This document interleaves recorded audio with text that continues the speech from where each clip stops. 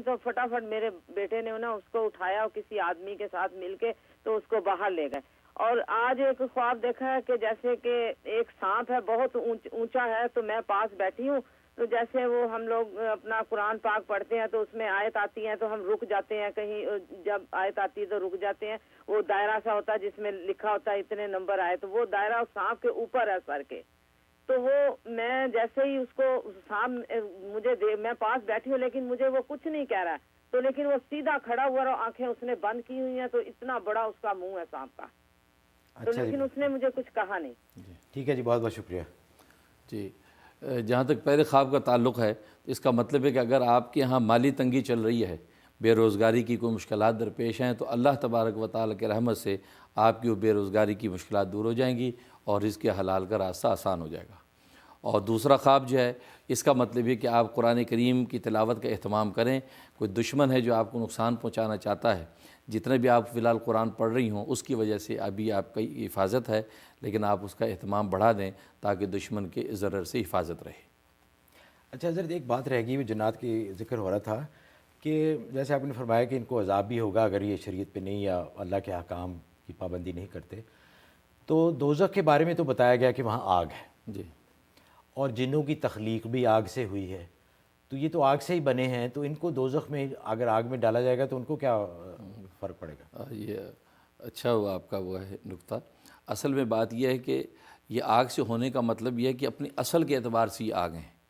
جیسے انسان مٹی کا بنا ہوا ہے, اپنی اصل کے اعتبار سے مٹی کا ہے, جیسے آدم علیہ السلام کو مٹی سے اللہ تبارک و تعالیٰ نے بنایا. لیکن اب ہم جو گوشت کے انسان ہیں, اسی طریقے سے ان کی اصل جو جان جو ہے اس کی جو تخلیق ہوئی وہ آگ سے ہوئی, لیکن اس کے بعد جو افزائش نسل جب ہوتی ہے تو باقاعدہ نطفے کے ساتھ ان کی تخلیق جو ہوتی ان ہے. کا بابا آدم ہے, بابا آدم تھا جو ان کا, تو وہ اصل میں وہ آگ سے تھا. اچھا, یہی وجہ کہ ہم مٹی کے ہیں, ہمیں مٹی ماری جائے ہمیں تکلیف پہنچتی ہے, اس طرح ان کو آگ ماری جائے گی ان کو بھی تکلیف پہنچے گی. اچھا اچھا, اس سے کوئی فرق نہیں پڑتا. تو اصل آگ ہے ان کی, مطلب ایسا نہیں ہے کہ کوئی آگ کی طرح یہ نہیں ایسا نہیں. جی جی, اچھا ایسا نہیں. اچھا حضرت, ایک اور بریک کا ٹائم ہوا ہے, تو ناظرین بریک پہ جانے سے پہلے میں گزارش کر دوں کہ آپ کال کیجئے, سوال ذرا مختصر رکھیے تاکہ میکسیمم لوگوں کو موقع مل سکے. بریک کے بعد جب آئیں گے تو انشاءاللہ آپ کی ای میلز پڑھیں گے, بڑی دلچسپ ای میلز ہیں, حضرت ان کا یہ جواب دیں گے. حاضر ہوتے ہیں ایک بریک کے بعد, اور بریک پہ جانے سے پہلے میں شکریہ ادا کرنا چاہتا ہوں UBL کلک اینڈ ریمٹ کا, جو ہمارے اسپانسر ہیں. پاکستان پیسے بھیجنے کا آسان, محفوظ اور تیز ترین ذریعہ. حاضر ہوتے ہیں ایک بریک کے بعد.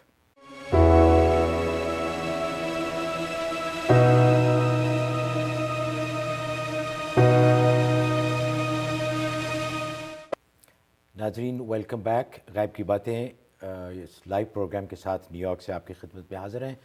جیسے کہ ہم نے وعدہ کیا تھا کہ بریک سے آنے کے بعد آپ کی ای میل پڑھیں گے, تو چند ای میلز ہیں, اس کے ساتھ آپ کی کالز بھی لیتے رہیں گے. آپ کال کرتے رہیں, نمبر آپ کو نظر آ رہا ہوگا. حضرت پہلی ای میل ہے فرخندہ بھٹی صاحبہ کی. ان کے خامد کی پہلی شادی ہوئی تھی اور 16 سال میں کوئی اولاد نہیں ہوئی. اپنی بیوی کی مرضی سے انہوں نے مجھ سے شادی کی. اللہ نے بیٹا دیا, اور انہیں جیسے بیٹا ہوا ان کو احساس ہوا کہ پہلی بیوی کو حسد ہو گیا ہے. پھر لڑائیاں شروع ہو گئیں, یہاں تک کہ انہوں نے مجھے گھر سے نکال دیا. میرا بیٹا بھی مجھ سے لے لیا.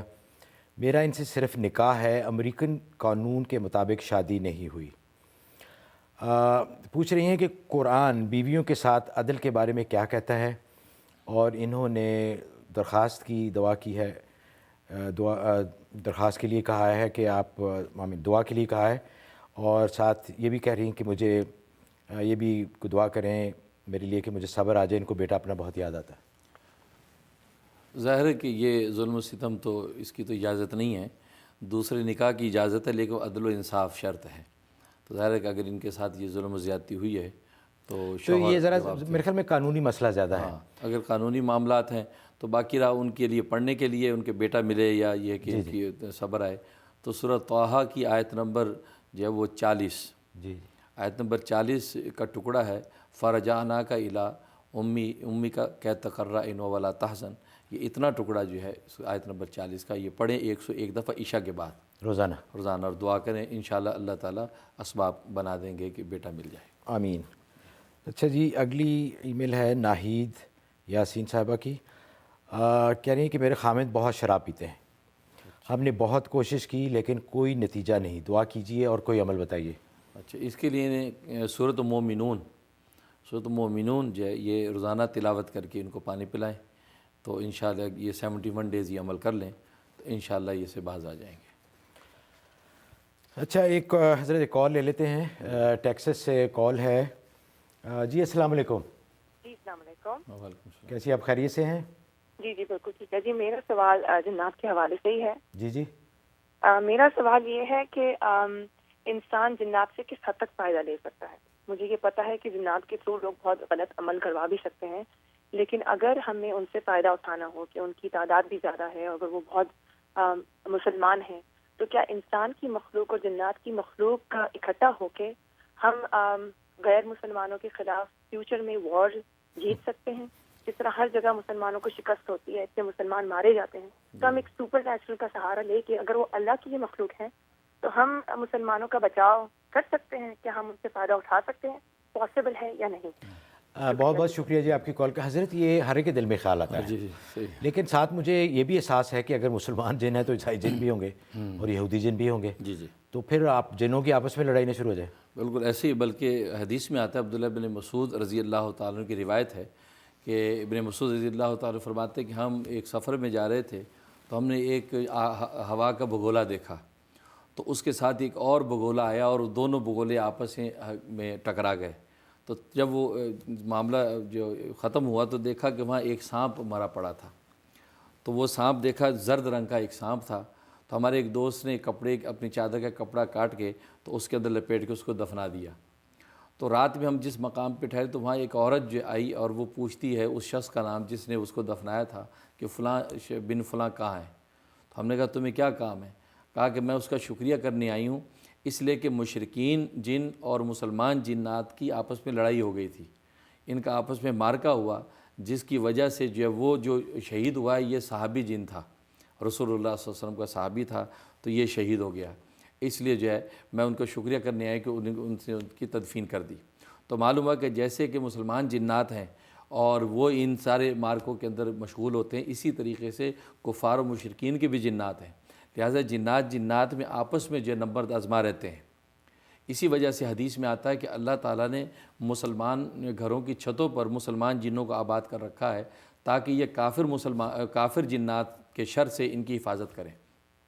اور یہی وجہ ہے کہ جب مسلمان جو ہے وہ کھانا کھانے بیٹھتے ہیں صبح شام میں تو چھت سے اتر کے ان کے ساتھ کھانے میں شریک ہوتے ہیں، تو یہ معاملہ ہے۔ تو جہاں تک آپ کہہ رہی ہیں کہ اس کا ان سے مدد لینے کا معاملہ، تو چونکہ یہ مخلوق ظاہر ہے کہ اللہ کی مشیت کے تابع ہے اور ان کے پہلے مقابلے میں دوسری مخلوق بھی موجود ہے، تو لہٰذا وہ اتنا ہی نفع لیا جا سکتا ہے کہ جیسے عام احوال کے اندر جو عامل لوگ لیتے ہیں دفع ضرر کے لیے یا جلب منفعت اتنی لے سکتے ہیں، جیسے آپ کا کوئی نوکر ہے تو نوکر سے آپ جائز حدود تک اس سے فائدہ اٹھا سکتے ہیں، اس سے زیادہ نہ ان کو اجازت ہے اللہ کی مشیت کی وجہ سے اور نہ یہ فائدہ پہنچا سکتے ہیں۔ اچھا حضرت، جس طرح انسانوں میں، جس طرح آپ یورپ، ایسٹ یا ویسٹ نے تو بہت ترقی کی ہے ٹیکنالوجی میں اور ان کی اکانومی بہت اسٹرانگ ہے، ان کے پاس بہت سارے ویپنس ہیں، یعنی امریکہ اس وقت دنیا کی سپر پاور ہے، تو آیا جو امریکن جن ہیں یا ویسٹ کے جن ہیں وہ ان کو بھی اسی طرح دوسرے جس طرح ہمارے مسلمانوں کے اوپر ان کو اس وقت فوقیت حاصل ہے، تو ٹیکنالوجی کے اعتبار سے بھی ان پہ فوقیت حاصل ہے کہ ان کا کوئی معاملہ کچھ اور ہے؟ نہیں، وہ جنات جو ہے وہ اس ٹیکنالوجی کی جو تفصیلات ہیں اس سے واقف نہیں ہیں۔ اصل میں جنات جسمانی طور پہ قوی ہیں لیکن دماغی طور پر صفر ہیں۔ ہاں، دماغی طور پہ وہ کسی کام کے نہیں، لہٰذا انسان چونکہ دماغی طور پر جو ہے وہ اسٹرانگ ہے، مضبوط ہے، وہ یہ ساری ٹیکنیکل جو چیزیں ہیں، یہ ترقیات ہیں، انسان ہی کرتا ہے۔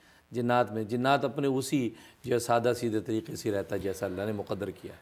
اچھا حضرت، ایک اور ای میل دیکھتے ہیں۔ سرکار خان صاحب، انہوں نے لکھا ہے کہ ہمارے داماد بہت شریف اور عزت کرنے والے، اور 13 سال سے ان کے داماد ہیں، وہ کسی پیر صاحب کے چکر میں آ گئے ہیں اور پیر صاحب نے ان سے ہماری بہت برائیاں کی ہیں اور ہم سے ان کو بالکل دور کر دیا ہے۔